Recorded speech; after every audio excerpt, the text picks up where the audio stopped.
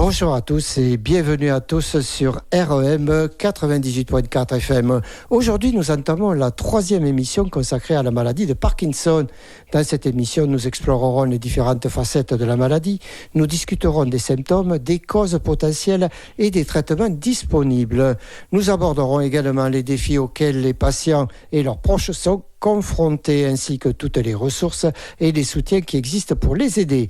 Restez à l'écoute pour obtenir des réponses à vos questions et pour en apprendre davantage sur cette affection neurologique qui touche tant de personnes dans le monde. Nous espérons que cette émission vous apportera de nouvelles informations et n'oubliez pas que vos témoignages sont importants pour tous. Appelez donc la radio 05 56 61 10 85 et je passe la parole à notre troupe d'amis. Bonjour Gérard, bonjour Olivier et bonjour les autres. Bonjour à tous et à toutes. Merci de rester fidèle à notre radio entre deux mers 98.4 sur la fréquence bien entendu FM. Et je voulais remercier et saluer notre invité du jour qui n'est autre qu'un neuroportiste. J'ai nommé le professeur François Faux, professeur neurologue, bien entendu spécialisé dans les maladies neurodégénératives. Professeur, c'est un véritable honneur de vous recevoir dans cette modeste radio. Mais nous avons besoin de vos emails, de vos recherches, puisque vous êtes dans la recherche et que vous traitez de façon parallèle, bien entendu. Bonjour, professeur. Bonjour Gérard, c'est un plaisir de vous retrouver tous, que je connais déjà, et c'est un réel bonheur de vous voir et de vous avoir, même dans d'autres circonstances. Et donc oui, je suis prêt à répondre aux questions que vous posez sur la maladie, sur la façon de la soigner, sur les médicaments, mais aussi sur les traitements complémentaires, puisque je crois que c'est en partie ça qui va nous animer aujourd'hui. Absolument. Donc je précise que vous êtes professeur au CHU de Bordeaux et à l'Université de Bordeaux. Vous êtes un éminent chercheur, un chercheur qui trouve, non pas un chercheur qui cherche. Et ça, c'est ce qui nous manque bien souvent. Merci en tous les cas. Et la radio de l'Entre-deux-Mers n'a pas suffisamment de mots dans le dictionnaire français pour vous remercier, monsieur le professeur, vraiment. Mon petit Olivier, donc... Bonjour à tous. Oui, aujourd'hui, il faut aborder aussi le thème de l'émission qui va être orienté autour de la méditation.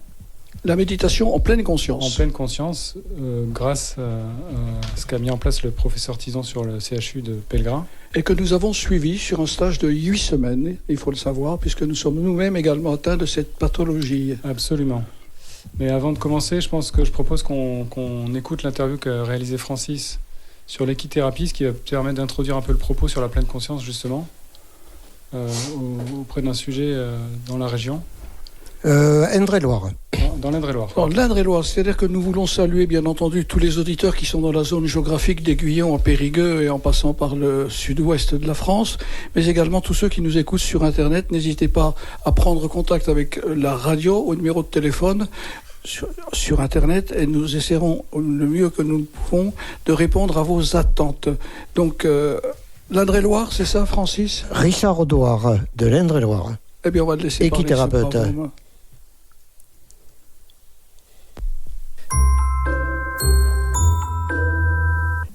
Je suis avec Richard Audouard. Bonjour Richard. Bonjour, comment allez-vous ? Ça va, merci. Alors vous allez nous parler un petit peu de ce que vous faites au niveau des Parkinsoniens. Ben, je sais que vous avez aussi des Alzheimer, mais nous, ce qui nous intéresse, c'est la maladie de Parkinson. Alors, qu'est-ce que vous leur proposez ? Alors, je leur propose de mise en contact avec le cheval, car actuellement, au niveau de la maladie de Parkinson, on peut dire qu'il n'y a aucune thérapie médicamenteuse actuelle qui a pour but de guérir cette maladie.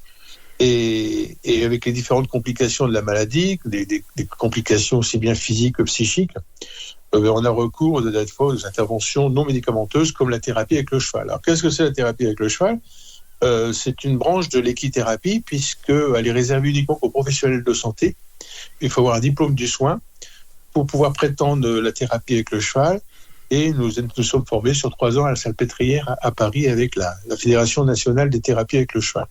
Alors nous mettons en contact la personne, donc sur un rôle physique aussi, donc au niveau de la motricité, un rôle psychique aussi, puisque au niveau de pour les conditions neurologiques sont améliorées par les stimulations du mouvement du cheval, etc. etc.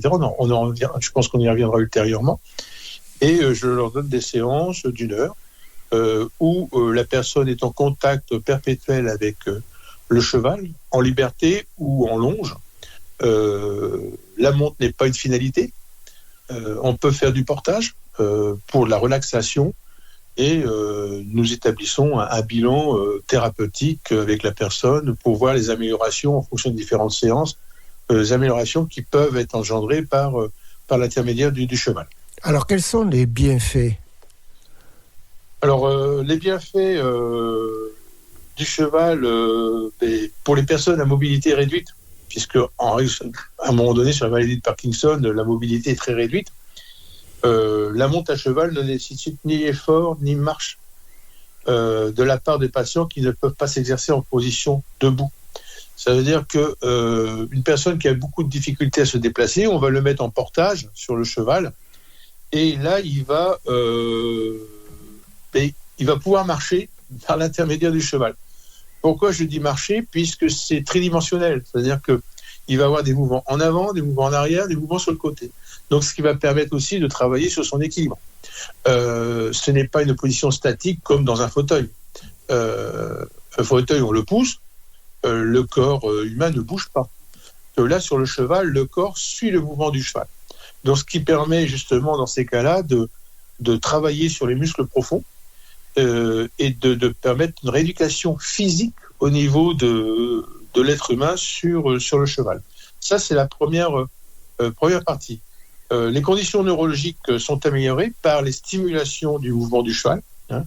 L'ensemble formé par le patient et son cheval effectue des oscillations rythmiques et, comme j'expliquais tout à l'heure, tridimensionnelles qui déclenchent des réponses neuromusculaires.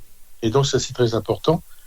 Et les mouvements du cheval sont ressentis par le participant sur le dos. Et lorsque le cheval marche lentement, il a été considéré comme similaire au mouvement pelvien produit par la démarche humaine, renforçant ainsi les muscles du tronc et en améliorant l'équilibre. C'est pour ça que nous avons dans l'équithérapie aussi de l'hypothérapie qui est gérée par des kinés. Et on a un grand centre en France, dans le sud, où là, ce sont des kinés qui utilisent le cheval comme moyen pour rééduquer les gens. Et est-ce que vous avez eu des retours ? Alors, des retours, oui, puisque j'ai eu quand même la chance d'en avoir un ou deux en séance.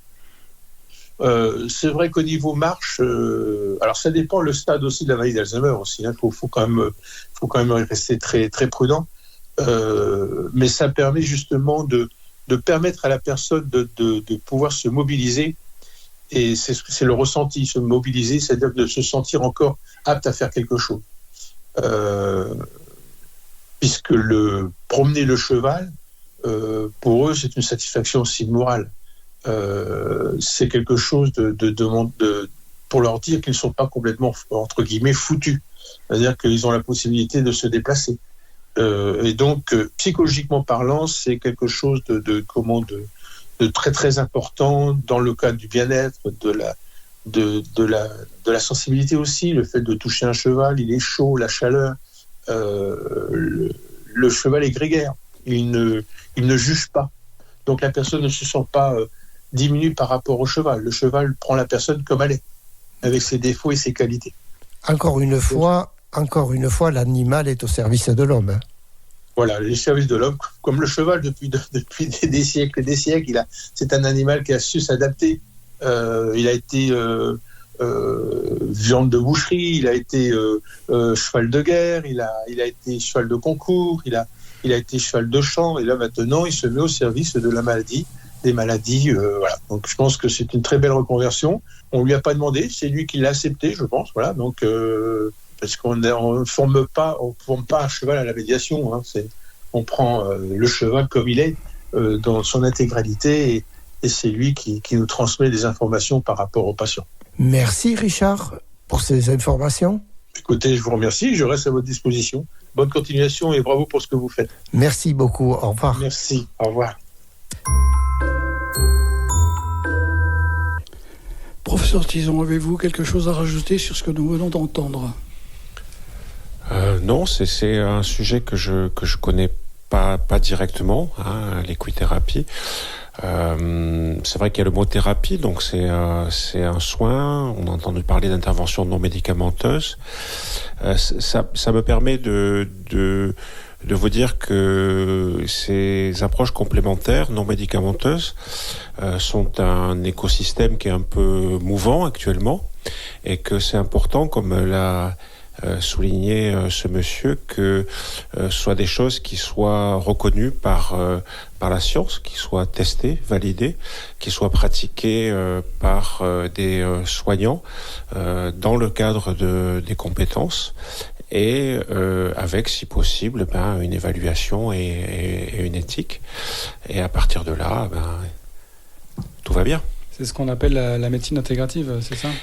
C'est la médecine complémentaire et intégrative. Complémentaire et intégrative, ça veut dire qu'on utilise les interventions non médicamenteuses en complément d'une approche médicale, on va dire, classique. Donc il n'y a pas d'effet secondaire. Intégrant les deux approches. Il n'y a pas d'effet secondaire là. Ça ne veut pas dire qu'il n'y ait pas d'effet secondaire. Non. Il peut y en avoir. Et il peut y en avoir, évidemment, parce que toutes les médecines dites douces ne sont pas toujours douces. Il peut y en avoir. Chuter d'un cheval, c'est pas... Un effet secondaire. Ça peut être un effet secondaire. Oui, un effet secondaire qui peut faire mal, parce qu'on tombe de 2 mètres de haut. Moi, ce que je voyais, le lien aussi entre le thème du jour, la méditation, et la pleine conscience, sur cet aspect équithérapie, puisqu'on le voit, le monsieur parle de suivre le mouvement du cheval, de sentir la chaleur du cheval. Et donc c'est quelque chose qui, je trouve, se rapproche de ce qu'on a pu faire comme exercice lors de notre stage de méditation pleine conscience. Complètement, Olivier. Alors moi, ce que je voulais rajouter, c'est qu'Olivier et moi, qui sommes dans ce studio, et Jean-Michel, avons suivi pendant 8 semaines, à raison d'une matinée par semaine et un samedi tout entier, cette médecine parallèle que le professeur Tison a mis en place. Et je dois dire qu'il n'a pas fait que mettre en place une méthode, il se l'applique à lui-même aussi, il était le meilleur des élèves. Et nous avons vécu 8 semaines de façon tout à fait généreuse, un groupe de 10 personnes, professeurs. Ça s'est passé à Xavier-Arnozan. C'est ça. Alors elle n'est pas parallèle, elle est convergente. Excusez-moi, j'utilise les mauvais mots. Non, mais la sémantique est importante, c'est pour ça que je me permets. Oui, donc, alors le lien avec l'équithérapie, c'est effectivement d'abord le retour au corps. Souvent, la maladie va figer, et c'est le cas en particulier de la maladie de Parkinson. Elle va aussi faire qu'on déshabite, qu'on s'éloigne de son corps, de l'incarnation. Donc ça, c'est une première communauté. Une deuxième communauté, c'est comme l'a dit Olivier, c'est l'essence. C'est-à-dire avoir une conscience instant après instant de l'expérience, en particulier de l'expérience sensorielle du moment. Et ensuite, c'est aussi quelque chose qui a à voir avec le lien. Dans l'équithérapie, c'est probablement un lien avec l'animal. Et vous avez pu remarquer lors de vos séances que là, on va travailler le lien à soi d'une part et le lien aux autres d'autre part dans ces programmes de méditation de pleine conscience. Vous avez commencé quand ces programmes, professeur ? Alors moi je les ai commencés à titre personnel il y a une petite dizaine d'années, et ensuite au CHU de Bordeaux on a proposé ça pour les soignants dans un contexte de stress au travail, et on continue d'ailleurs, et je me suis rendu compte que ça pouvait être vraiment vertueux dans le cadre d'approches complémentaires dans la maladie de Parkinson, et on l'a mis en place depuis 5 ans maintenant. Combien de séances par an avez-vous ? Puisque les séances durent 8 semaines ? Oui, on fait 2 ou 3 groupes par an. 2 ou 3 groupes par an de 10 personnes, en fait. Non, ça, la taille est variable. Là, c'était 10 personnes. Pourquoi ? Parce que celle auquel tu as participé, Gérard, se fait dans le cadre de la recherche. Parce que comme je suis un professeur de médecine, et bien quand je fais quelque chose, je cherche à montrer que 1, c'est bien fait, et 2, en connaître les résultats. Et donc, dans la recherche, et en général, on écrit un protocole, et on avait dit que là, on faisait 10 participants. Mais ça peut être 12, ça peut être 15. En général, c'est moins de 20. D'accord, pour des raisons logiques. Et qu'en est-il du suivi de ces patients, justement, après qu'ils aient suivi ce processus de formation ? Est-ce qu'il y a un suivi thérapeutique ? Est-ce qu'ils sont suivis par le CHU ? C'est une très bonne remarque, Olivier, parce que tout ceci ne peut se concevoir que dans ce qu'on appelle une filière de soins. C'est-à-dire que les patients viennent se faire soigner, en particulier à l'Institut des maladies neurodégénératives, et dans le cadre de cette filière de soins sont appréhendés certains symptômes, souvent associés par exemple à une certaine détresse psychologique, qui amènent à envisager des approches complémentaires de soutien, dont fait partie la méditation, mais ça peut être autre. Et ensuite, les patients réintègrent une filière de soins au cours de laquelle sont discutés de manière collégiale les tenants et les aboutissants des différentes approches thérapeutiques qui sont proposées. Je le répète, donc vous êtes professeur au CHU à l'Université de Bordeaux, vous êtes neurologue éminent reconnu par vos pairs, vous êtes dans la recherche, vous êtes un professeur un petit peu hors norme. J'ai l'impression d'être... Je ne trouve pas les mots pour qualifier. Moi, en général, tu sais, Gérard, quand on me dit ça, je dis oui, moi je suis un professeur de neurologie orthodoxe. C'est-à-dire que j'ai une orthodoxie en neurologie et en neurosciences. Et à la fin de ma carrière, je me suis ouvert, je me suis intéressé à ces approches complémentaires, à la fois en tant qu'homme et en tant que médecin, parce qu'elles m'ont changé aussi en tant qu'homme. Et ça m'a permis aussi de pratiquer une autre façon de soigner les patients, sans abandonner l'aspect orthodoxe. Quel a été l'élément déclencheur de vous occuper plus particulièrement de la maladie de Parkinson ? Oh, ça c'est une très longue histoire qui date de très très longtemps. En fait, quand j'étais un jeune et ambitieux interne en neurologie, j'ai croisé un monsieur que je salue là. D'ailleurs, il habite dans l'Outre-de-Mer, qui est le professeur Patrick Henry, et qui avait développé ce champ de la neurologie et qui m'a fait confiance pour mener à bien le développement de ce champ de la neurologie au CHU de Bordeaux. Ce que j'ai pu faire, je suis allé me former à l'étranger, en particulier à Londres, et développer ça au sein de notre CHU. Voilà. Très bien. Écoutez, merci pour ce témoignage et ces aspects informatifs très intéressants. Je crois qu'il est temps de faire une petite pause musicale. Avant la pause musicale, juste donner 40 secondes à Jean-Michel qui a quelque chose. Jean-Michel, il va intervenir après, je crois. Après la pause musicale, ouais. Alors une première chanson. C'est donc Il est libre Max de Hervé Christiani.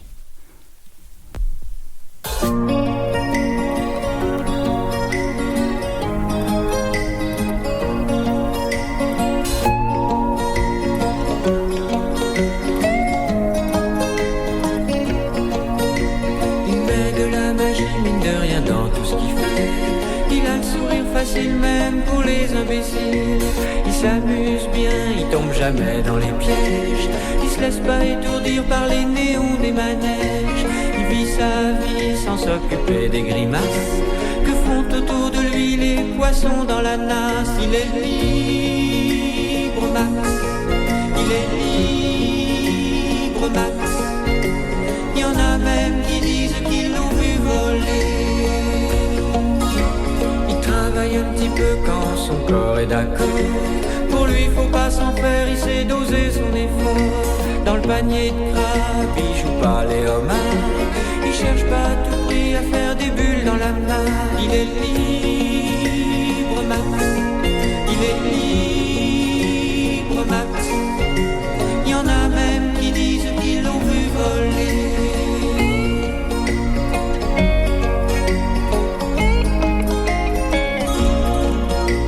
Il regarde autour de lui avec les yeux de l'amour. Avant que t'aies rien pu dire, il t'aime déjà au départ. Il fait pas de bruit, il joue pas du tambour. Mais la statue de marbre lui sourit dans la cour. Il est libre Max, il est libre Max. Il y en a même qui disent qu'ils l'ont vu voler.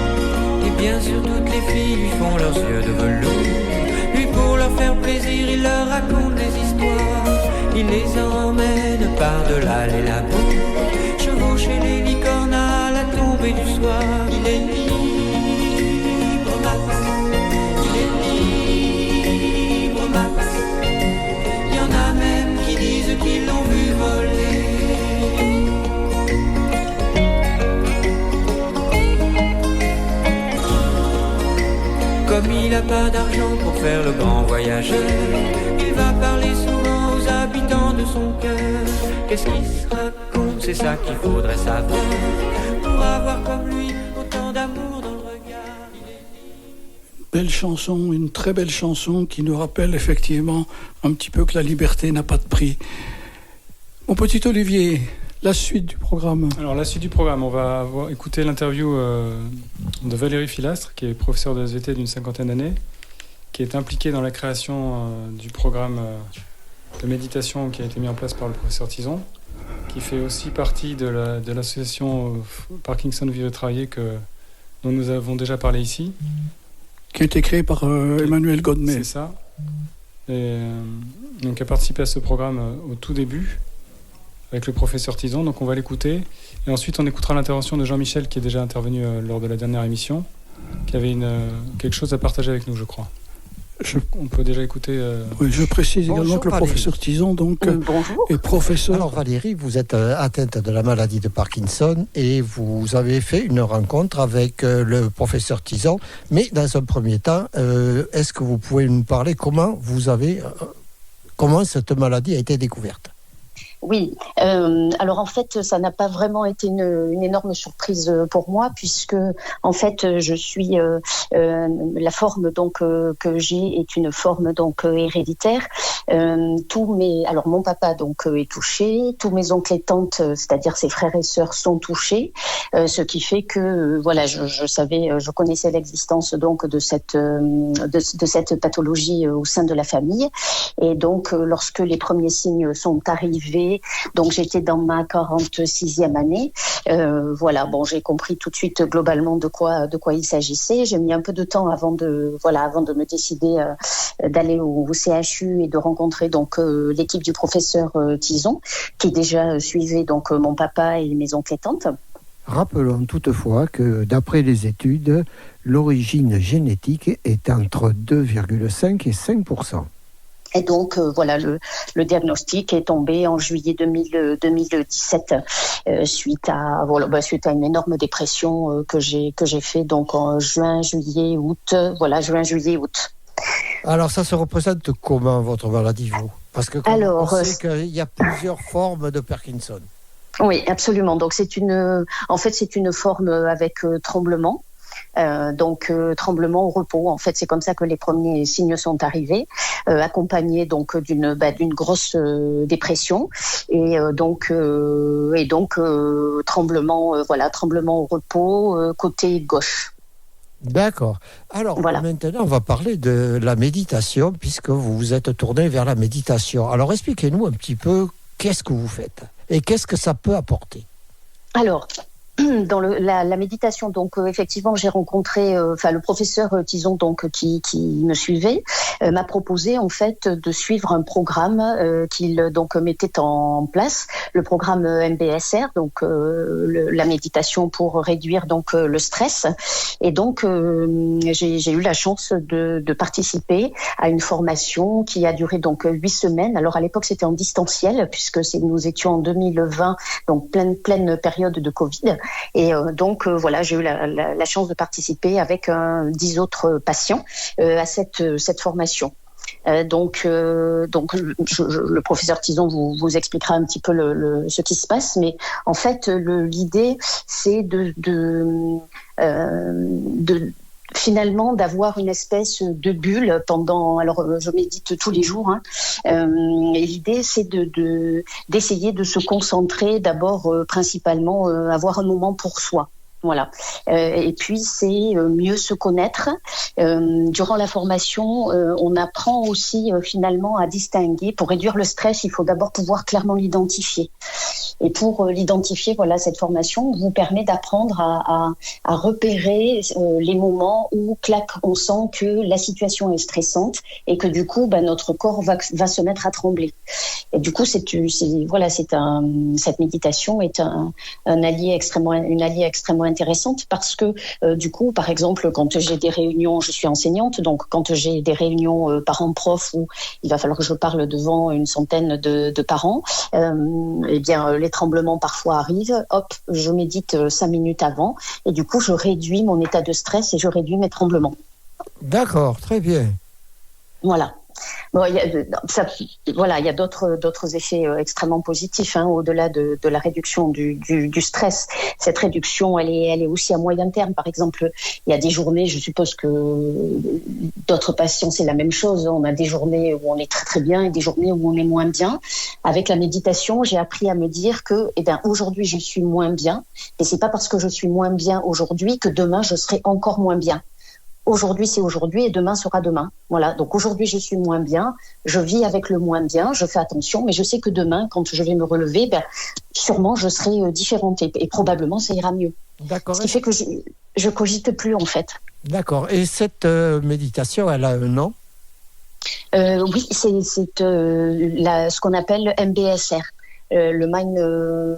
En fait, c'est une technique MBSR qui a été donc mise en place et structurée par. C'est asiatique. Oui, voilà, absolument.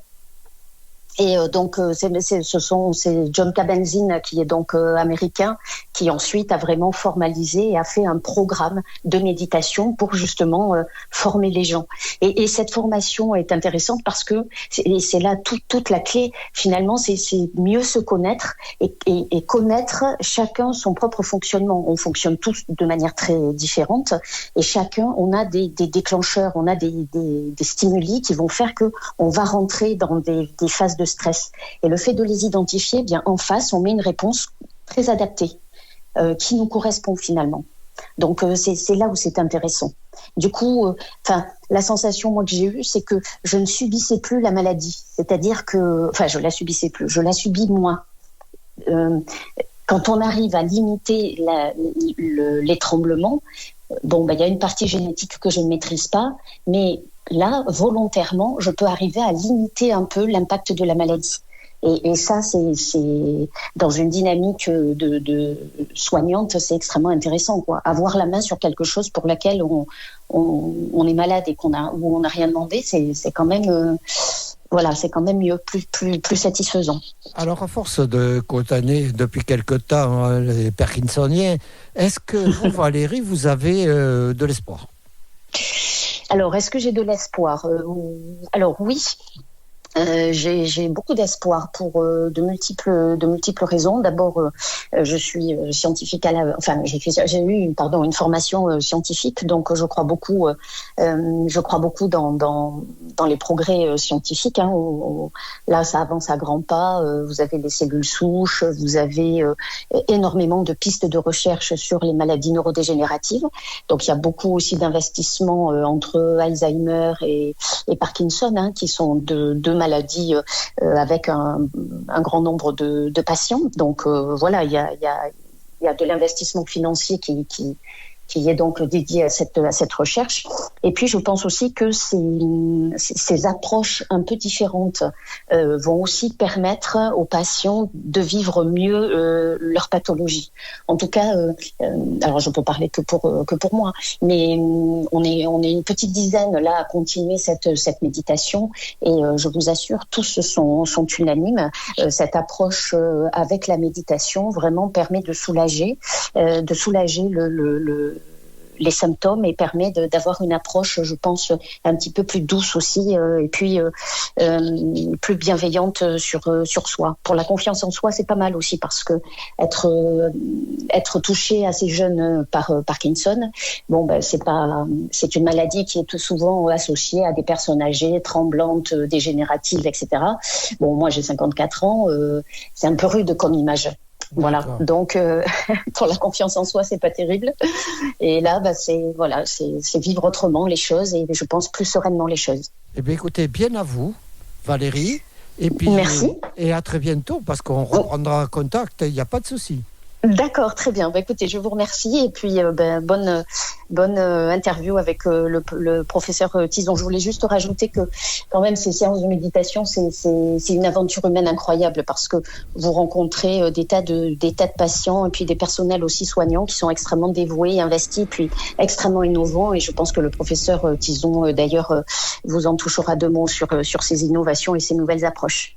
Merci beaucoup, Valérie. Je vous remercie. Au revoir. Bonne journée. Voilà un témoignage, professeur Tison, intéressant également. Si avez-vous un regard à poser sur ces propos ? Oui, c'est un témoignage poignant et je remercie Valérie parce que avec ces mots, elle a quasiment tout dit en fait. Il y a pas besoin de rajouter quoi que ce soit sur ce qu'on peut attendre de ces programmes. Le programme auquel elle a participé est ce programme de gestion du stress basé sur la méditation pleine conscience qui a vu le jour il y a un peu plus de 40 ans, en 79, avec un monsieur qui s'appelle John Kabat-Zinn à l'hôpital universitaire du Massachusetts aux États-Unis. Ça s'est développé depuis grandement dans le domaine de la santé, mais aussi dans le domaine de l'éducation, dans le domaine de l'entreprise aussi. En France, souvent on est un peu en retard par rapport à ces choses-là, par rapport en particulier aux États-Unis ou au Canada, et on l'a découvert un petit peu plus tard, surtout dans la santé mentale, et en particulier dans des programmes dérivés, dont un collègue qui s'appelle Christophe André, qui est très médiatique, a pu en grande partie le promouvoir en France. Le travail extraordinaire qu'on a fait avec Valérie et d'autres, vous avez cité Emmanuel Godmet, mais d'autres, Jean-Michel qui est là et qui va témoigner, on a en fait pris ce programme, je dirais générique, et on l'a adapté à la maladie. Et c'était une aventure humaine extraordinaire. Et ce que je voulais dire, c'est comme a conclu Valérie, c'est vraiment un partage d'humanité commune. Et je dis souvent, écoutez, la maladie, oui, vous avez la maladie de Parkinson, vous savez, on est tous malades, on sera tous malades. C'est malheureusement ce qu'on appelle notre lot commun et notre humanité commune. Et ça, cette humanité commune, on la partage. Et je voudrais juste finir en disant, voilà, j'ai entendu les mots depuis le début de l'émission, parler de Parkinsoniens, oui, il y a des Parkinson qui viennent ou des Alzheimer. Et ces programmes ont la vertu aussi de désidentifier. C'est-à-dire que Valérie, c'est Valérie. C'est pas une Parkinsonienne. Très bien, c'est très profond ce que vous venez de dire. Ça se rapproche aussi à ce qu'on appelle la compassion et l'autocompassion. Avoir un regard un peu moins sévère sur soi pour... C'est ça, c'est-à-dire que dans les approches compassionnelles, une grosse partie, c'est l'autocompassion, c'est-à-dire reconnaître la façon dont on se traite et éventuellement avoir le souhait de le changer. Et le fait d'être malade, et en particulier malade d'une maladie qui peut être volontiers stigmatisante, eh bien c'est aussi une source de maltraitance. Et la première maltraitance, c'est celle qu'on s'affiche soi-même, en fait. Complètement, mais ce qu'il faut dire, c'est ça qui est important, c'est la rencontre de plusieurs patients au sein d'un groupe, parce que nous avons un dénominateur commun qui est le nom de cette maladie, James Parkinson, mais les symptômes ne sont pas les mêmes. Donc c'est à la carte, c'est pas au menu. Il n'y a pas un menu bien précis, et demain nous ne savons pas ce que nous allons vivre en tant que patients et quels sont les effets que nous allons développer. Et ça, c'est important de discuter. Moi, je discute régulièrement avec des personnes ayant participé à votre programme de méditation pleine conscience, François, et c'est un vrai bonheur de pouvoir échanger. Ça nous apporte une vision autre et ça nous permet de pouvoir grandir et de se rassurer et d'être grâce au CHU de Bordeaux, il faut le dire, et grâce à l'Université de Bordeaux, grâce au professeur Tison, nous avons une autre vision de la maladie et ça nous permet de pouvoir positiver, même en ayant une pathologie au long cours. Olivier. Il y a Jean-Michel là, qui est avec nous depuis tout à l'heure, qui souhaitait apporter son témoignage. Complètement. Délivrer un message, en tout cas, je ne sais pas. Oui, oui. Moi, j'ai été diagnostiqué en 2015.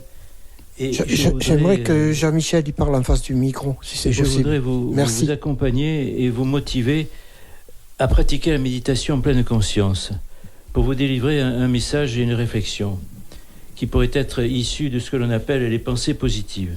Donc, quel est ce message ? C'est le suivant. Il faut envisager, aborder nos soucis, nos problèmes, non plus comme une contrainte, mais comme une opportunité de prendre notre chemin. Et c'est là que la méditation en pleine conscience peut nous aider à éclairer ce chemin et à nous accompagner par un travail sur le corps et l'esprit, en essayant de s'approprier le temps présent. Je vous rappellerai qu'il faut rester libre, on est libre, donc on peut essayer. Et c'est là que François rentre en scène avec son enseignement et son soutien. Donc, plus de contraintes, mais opportunité à prendre un autre chemin, tout simplement. Important ce que tu viens de dire, Jean-Michel. Moi, je rajouterai une chose, on est sur le même chemin et nous devons interpréter des panneaux de signalisation. Et grâce à la caisse à outils que nous a délivré François Tison, le professeur, eh bien, nous pouvons continuer notre chemin. Mais il nous rappelle que tant que nous n'avons pas interprété la signification du panneau, il ne faut pas aller plus loin.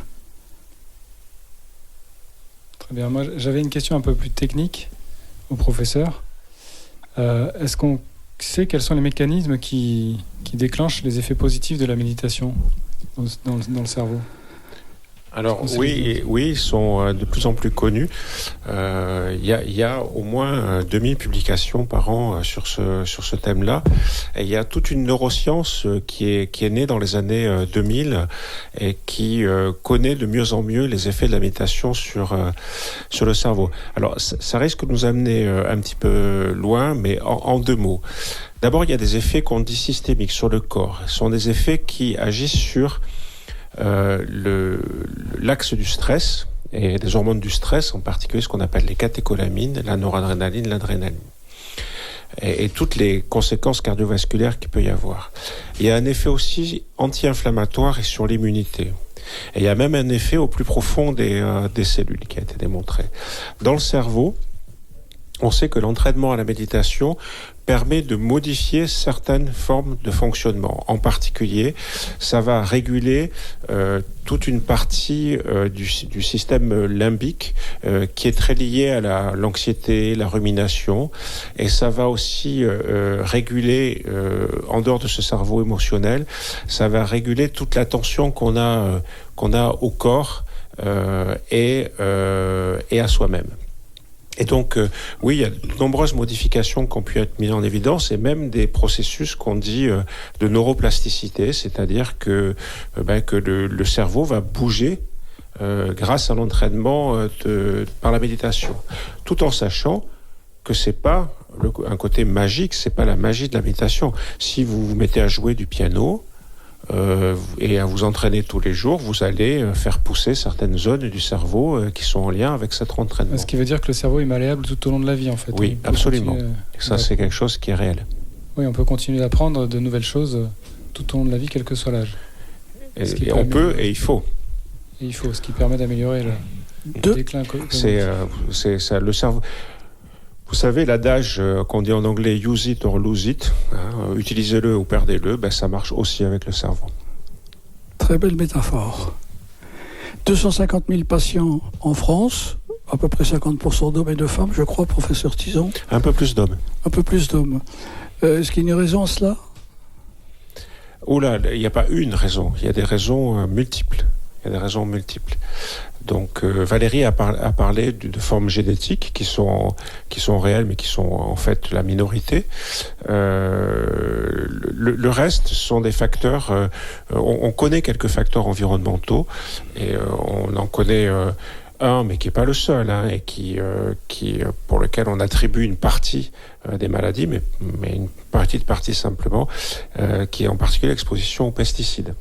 D'accord. Et dans la région, ici, dans le milieu agricole, c'est quelque chose qui est connu, et à ce point connu que c'est reconnu comme une maladie professionnelle. Très bien. Oui, on l'évoquera d'ailleurs lors d'une prochaine émission, lors de la prochaine émission d'ailleurs, avec un témoignage d'un agriculteur qui a été touché par les pesticides justement et atteint de la maladie. Et je crois qu'il est temps de faire une pause musicale, d'écouter un grand classique. C'est ça, Francis, L'Aigle Noir de Barbara. Tout à fait. Un beau jour, ou peut-être une nuit, près d'un lac, je m'étais endormi, quand soudain, semblant crever le ciel, et venant de nulle part, surgit un aigle noir, lentement, les ailes déployées, lentement, je le vis tournoyer.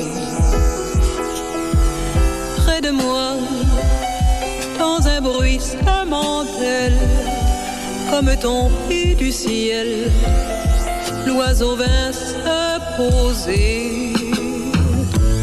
Il avait les yeux couleur rubis et des plumes couleur de la nuit.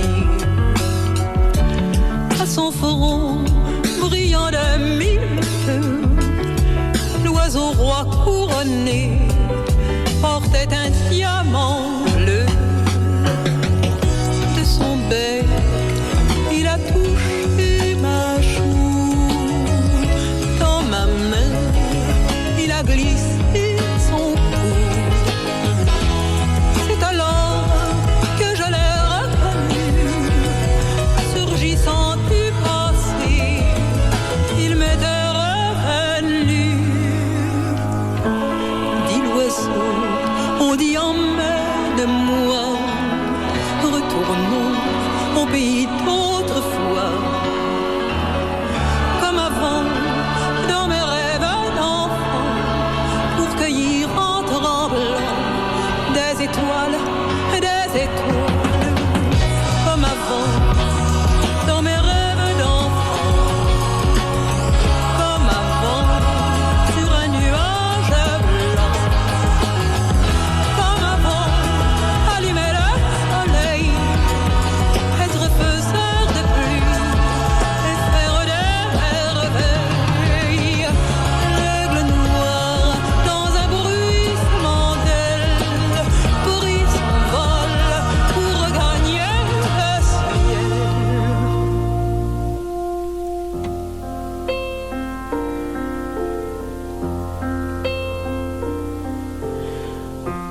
Un beau jour, ou peut-être une nuit, près d'un lac, je m'étais endormi.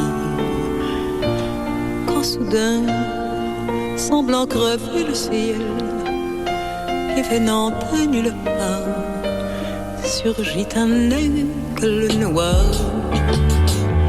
Un beau jour, où était-ce une nuit? Près d'un lac, je m'étais endormi. Quand soudain, semblant crever le ciel, et venant de Des propos, des paroles, des chansons françaises, c'est ce dont nous vous proposons ici dans cette émission aujourd'hui spéciale avec le professeur Tison, neurologue au CHU de Bordeaux. D'ailleurs, nous remercions le CHU de Bordeaux de nous avoir libéré le professeur Tison pour cette heure d'émission.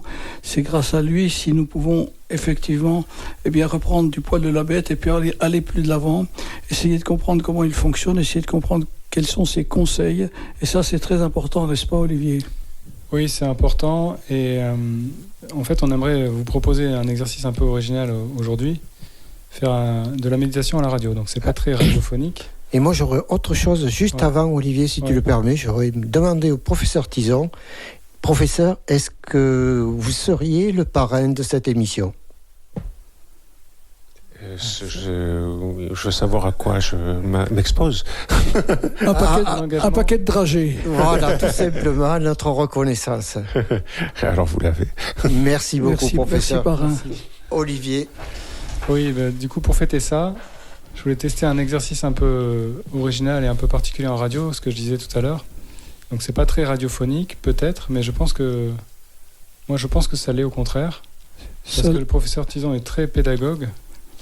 Et j'aimerais qu'il nous fasse un exercice de méditation guidé. Écoutez bien ce qui va se passer. Parce que la méditation, on en parle pour Parkinson, mais ça s'adapte aussi au commun des mortels, à tout un chacun. Toutes les maladies neurodégénératives. Même à des gens qui ne sont pas malades, juste des gens stressés.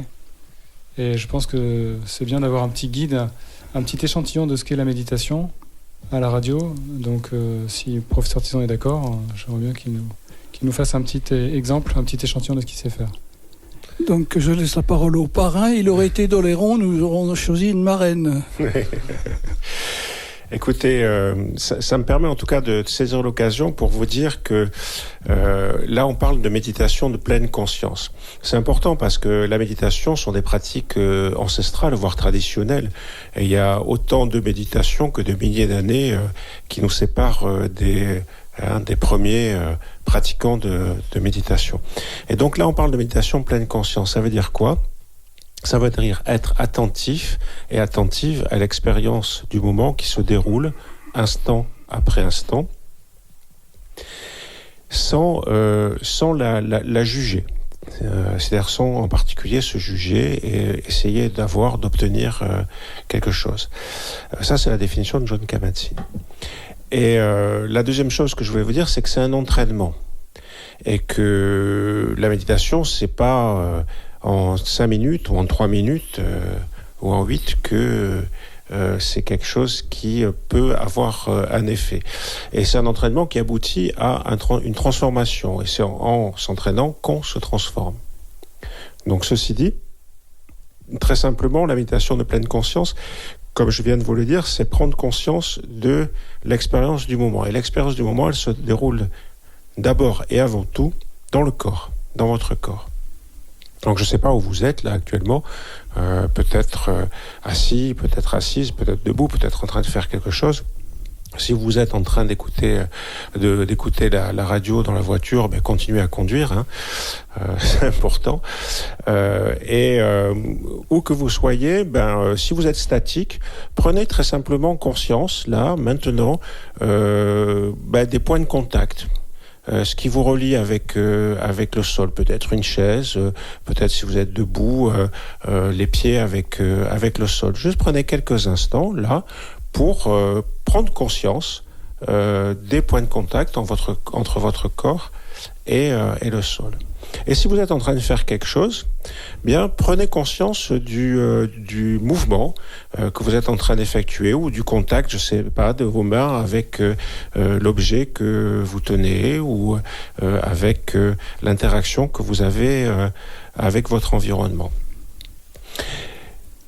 Maintenir son attention instant après instant sur cet objet-là qui est votre corps. Hein, que ça soit le corps en contact avec le sol ou en train de faire un mouvement. Et vous allez vous apercevoir assez vite, si vous maintenez cet exercice, eh bien que vous allez avoir des distractions de l'environnement par des sons, mais surtout des distractions par les pensées.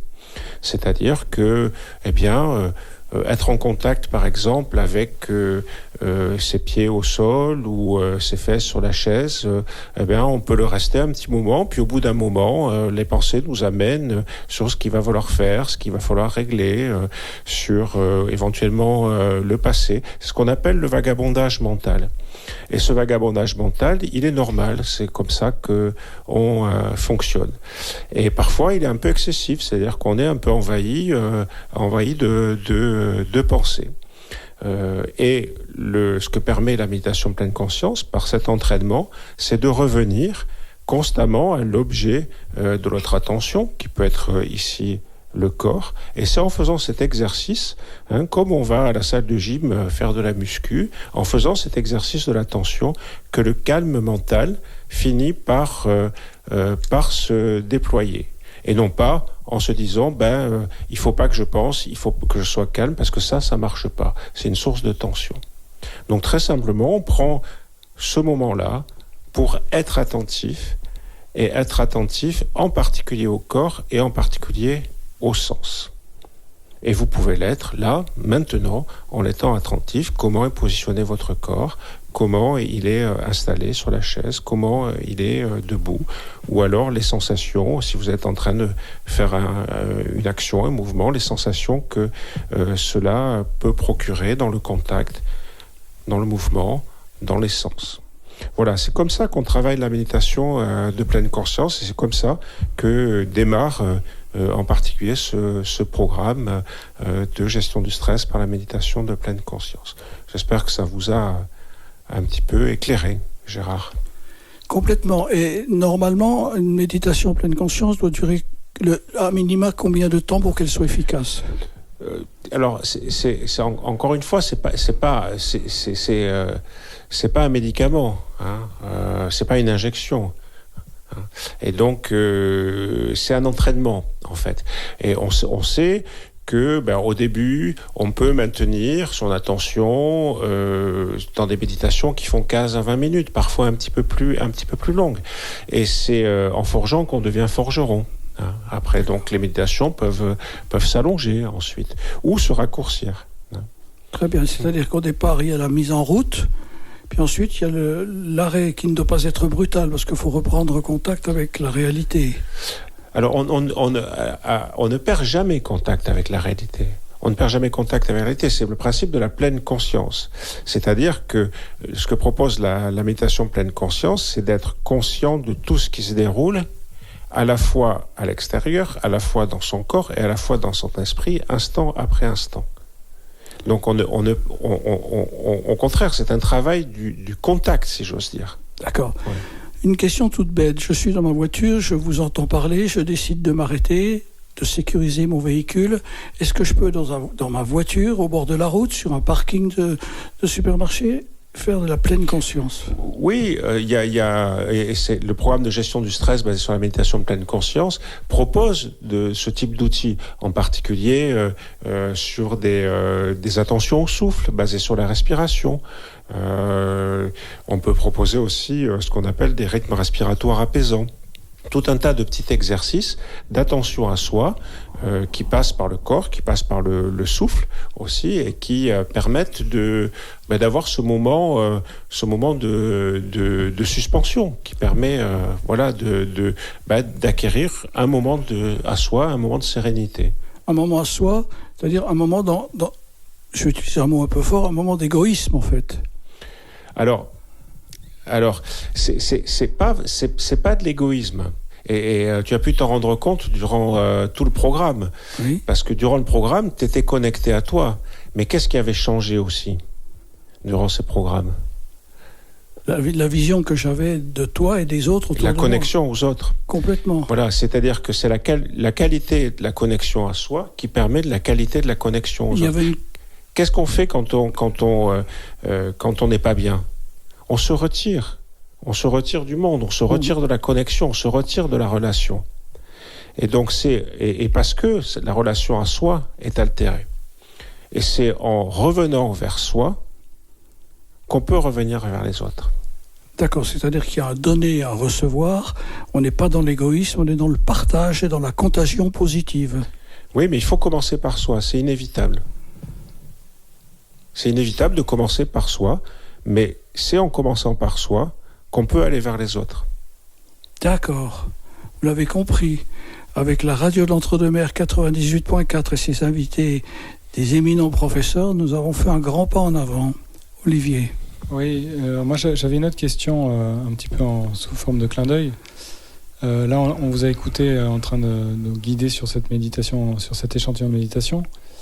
Il y a comme une sorte quand on écoute, de transe, d'hypnose. Quel lien y a-t-il entre l'hypnose et la méditation ? Est-ce qu'il y a un lien ? C'est vraiment totalement différent, Olivier. La méditation pleine conscience, c'est justement d'être... D'abord, ce sont des travaux de groupe qu'on fait, alors que l'hypnose, ça peut être de groupe, mais en général, c'est une approche individuelle. L'hypnose a une intention thérapeutique.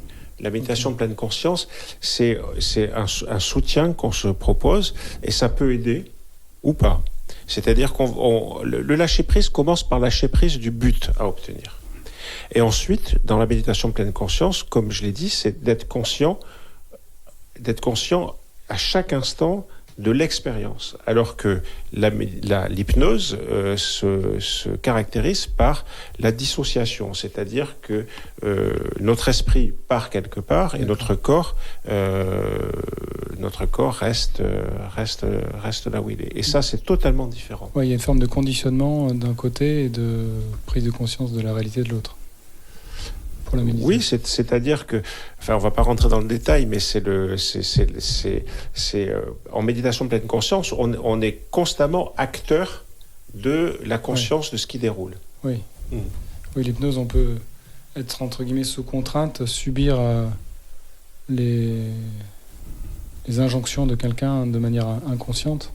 Alors, en fait, dans l'hypnose thérapeutique, il y a ni contrainte ni injonction, en fait. Hein. Okay. L'hypnose est aussi une façon de prendre le contrôle pour le patient. Après, dans l'hypnose dite de foire, de spectacle, ça c'est autre chose. Hein. Mais Ok. Bon, merci pour cet éclaircissement. Effectivement, je faisais un peu fausse route. Ce que je voulais rajouter aussi comme information, c'est qu'il y a une démarche de la part de l'association Parkinson Vivre et Travailler qui est soucieuse de trouver des solutions d'accompagnement financier. Donc elle a créé un groupe de travail et preuve que la méditation est efficace et connue et reconnue dans le milieu médical, mais pas que. Il y a une démarche stratégique qui a été entamée pour engager des remboursements via des mutuelles validés par l'ARS. Donc c'est en cours. Donc ce qui est je pense, un aboutissement et une preuve, s'il en fallait, que la méditation reste une thérapie efficace. Et complémentaire. Je voudrais dire à tous les auditeurs un grand merci de nous suivre. Cette émission qui a lieu chaque troisième jeudi de chaque mois, bien entendu, aura ses invités. Nous avons reçu aujourd'hui un éminent professeur, professeur François Tison. Nous sommes très honorés de vous avoir reçu, de vous savoir parrain de cette émission, parce que vous avez des compétences, vous avez du talent, vous êtes une force tranquille, vous êtes né dans les années 60, je le disais ce matin hors sujet. Il y a deux choses qui sont nées dans l'année de votre naissance. Il y a tout d'abord la découverte de la malolactique à Bordeaux, c'est important, c'est la deuxième fermentation du vin, et le professeur Tison voyait le jour. Merci Francis pour cette conclusion. Juste, non, c'est Gérard. Gérard, pardon. On arrive à la fin de l'émission, me semble-t-il. Oui, et j'aimerais dire aux auditeurs, si vous avez des témoignages, n'hésitez pas, 05 56 61 10 85. Merci Francis. La prochaine émission, c'est le 19 octobre, et dont le thème sera le travail et tous les aspects administratifs liés autour du travail. Donc on vous y attend nombreux, on aura de nouveaux invités. Je pense qu'on aura peut-être quelqu'un de la MSA. Très bien. Encore un invité de marque. En tous les cas, remercier le professeur François Tison d'avoir fait le déplacement. C'est un professeur qui a beaucoup de travail, qui enseigne, qui transmet, qui est dans la compassion, qui est dans la compréhension. Il participe à des cours tout à fait magistraux. Et merci à lui, merci au CHU de Bordeaux. Merci à vous toutes et à vous tous les auditeurs. Nous vous souhaitons un excellent week-end malgré un temps pourri. Mais sachez que vous allez pouvoir réécouter cette émission. Et allez-y sans modération. Sur le service net de la radio, vous cliquez sur podcast re2m.org. On vous fait des gros bisous, des gros câlins. Merci à vous toutes et à vous tous. Et restez fidèles à cette radio de la région d'Entre-deux-Mers, une des plus belles régions de Bordeaux, qui se situe entre les deux fleuves, je le répète, entre la Garonne et la Dordogne. Bisous, câlins, mes amours. Et on se dépêche parce que le roi va arriver. Ah non, pardon. Au revoir et au mois prochain. Oui. À bientôt.